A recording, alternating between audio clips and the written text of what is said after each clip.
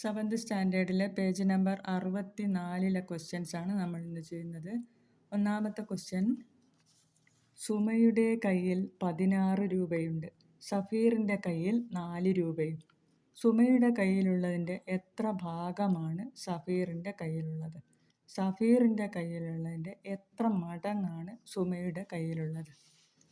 അപ്പോൾ സുമയുടെ കയ്യിലുള്ളത് 16 രൂപയാണ്, സഫീറിൻ്റെ കയ്യിൽ 4 രൂപ.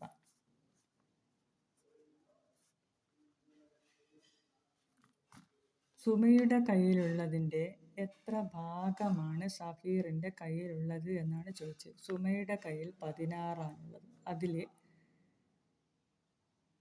സഫീറിൻ്റെ കയ്യിൽ 4 ആണുള്ളത്. അപ്പം 4/16 ഭാഗമായിരിക്കും സഫീറിൻ്റെ കയ്യിലുള്ളത്. 4/16 എന്ന് പറയുന്നത് 4-ൽ 4 ഒരു പ്രാവശ്യം, 16-ൽ 4 4 പ്രാവശ്യം. അപ്പം 4-ൽ 1 ഭാഗം 16, അതായത് 16-നെ 4 4 4 4 4 ആക്കി ഭാഗിച്ചതിൽ 4 4ആണല്ലോ 16. അപ്പം 4 ആക്കി ഭാഗിച്ചതിൽ 1 ഭാഗമാണ് സഫീറിൻ്റെ കയ്യിലുള്ളത്. ഇനി സഫീറിൻ്റെ കയ്യിലുള്ളതിൻ്റെ എത്ര മടങ്ങാണ് സുമയുടെ കയ്യിലുള്ളത്? മടങ്ങ് എന്ന് പറയുമ്പോൾ 16/4 മടങ്ങ്. അതായത് സുമയുടെ കയ്യിൽ 16 ആണുള്ളത്, 16 രൂപയാണുള്ളത്, സഫീറിൻ്റെ കയ്യിൽ 4 രൂപയാണുള്ളത്. അപ്പോൾ സഫീറിൻ്റെ കയ്യിലുള്ളതിൻ്റെ എത്ര മടങ്ങാണ് സുമയുടെ കയ്യിലുള്ളത് എന്ന് ചോദിച്ചാൽ 16/4. 16/4 എന്ന് പറഞ്ഞാൽ 16-ൽ എത്ര 4 ഉണ്ട്? 4. അപ്പം 4 മടങ്ങ്. രണ്ടാമത്തെ ക്വസ്റ്റ്യൻ, വലിയ സഞ്ചിയിൽ 9 കിലോഗ്രാം പഞ്ചസാരയുണ്ട്, ചെറിയ സഞ്ചിയിൽ 6 കിലോഗ്രാം. ചെറിയ സഞ്ചിയിലുള്ളതിൻ്റെ എത്ര മടങ്ങാണ് വലിയ സഞ്ചിയിലുള്ളത്? വലിയ സഞ്ചിയിലുള്ളതിൻ്റെ എത്ര ഭാഗമാണ് ചെറിയ സഞ്ചിയിലുള്ളത്?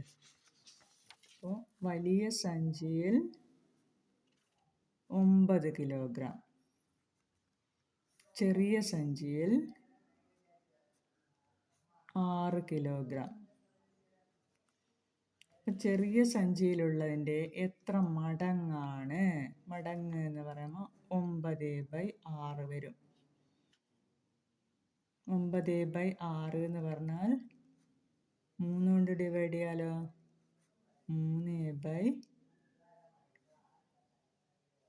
3 2 പ്രാവശ്യം, 3/2. 3/2 എന്ന് പറഞ്ഞാൽ 3-ൽ 2 ഒരു പ്രാവശ്യം, ബാക്കി 1. 1 1/2 1/2 മടങ്ങ്. മൂന്നാമത്തെ ക്വസ്റ്റ്യൻ നോക്കാം. ഒരു ഇരുമ്പ് കട്ടയുടെ ഭാരം 6 കിലോഗ്രാം, മറ്റൊരു ഇരുമ്പ് കട്ടയുടെ ഭാരം 26 കിലോഗ്രാം. ചെറിയ കട്ടയുടെ ഭാരം വലിയ കട്ടയുടെ ഭാരത്തിൻ്റെ എത്ര ഭാഗമാണ്? അപ്പം ഭാഗമാണ് എന്ന് ചോദിച്ചാൽ നമ്മൾ എന്താ എഴുതിയാൽ മതി? 6/26 ഭാഗം. ഇനി വലിയ കട്ടയുടെ ഭാരം ചെറിയ കട്ടയുടെ ഭാരത്തിൻ്റെ എത്ര മടങ്ങാണ്? 26/6 മടങ്ങ്. 26/6-നെ ലഘൂകരിച്ച് എഴുതാം. 26/6 എന്നുള്ളത് എത്ര കൊണ്ട് ലഘൂകരിക്കാം? 2 കൊണ്ട് ലഘൂകരിച്ചാലോ?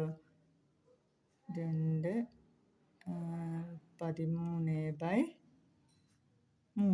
13/3 എന്ന് പറഞ്ഞാൽ 3 13-ൽ എത്ര പ്രാവശ്യം പോകും? 3 12, ബാക്കി 1 1/3.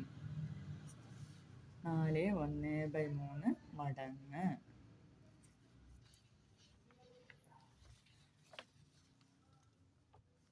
ഇനി നാലാമത്തെ ക്വസ്റ്റ്യൻ, ഒരു റിബണിൻ്റെ നീളം മറ്റൊരു ചെറിയ റിബണിൻ്റെ നീളത്തിൻ്റെ 2/3 മടങ്ങാണ്. 2/3 മടങ്ങാണ്.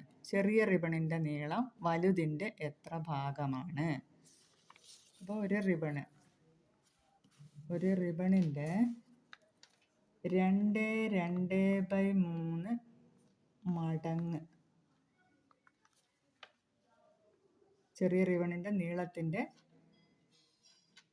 2/3 മടങ്ങാണ്. അപ്പോൾ 2/2/3 എന്ന് പറഞ്ഞാൽ 23 2 8/3 23 2 8 8/3 മടങ്ങ് 8/3 മടങ്ങാണ്. എന്താ ചോദ്യം? ചെറിയ റിബണിൻ്റെ നീളം വലുതിൻ്റെ എത്ര ഭാഗമായിരിക്കും? ഭാഗമായിരിക്കും എന്ന് ചോദിക്കുമ്പോൾ 8/3 മടങ്ങാകുമ്പോൾ 3/8 ഭാഗമായിരിക്കും. ഇവിടെയൊക്കെ എങ്ങനെയാണ് ചെയ്തത്? കണ്ടോ? ഭാഗം എന്ന് പറയുമ്പോൾ 6/26 ഭാഗം, മടങ്ങാകുമ്പോൾ 26/6 മടങ്ങ്. അതേപോലെ ഇവിടെ ചെറിയ ഒരു റിബണിൻ്റെ നീളം മറ്റൊരു ചെറിയ റിബണിൻ്റെ നീളത്തിൻ്റെ 2/2/3 മടങ്ങാണ് പറഞ്ഞത്. 2/2/3 എന്ന് പറഞ്ഞാൽ 8/3 മടങ്ങാണ്.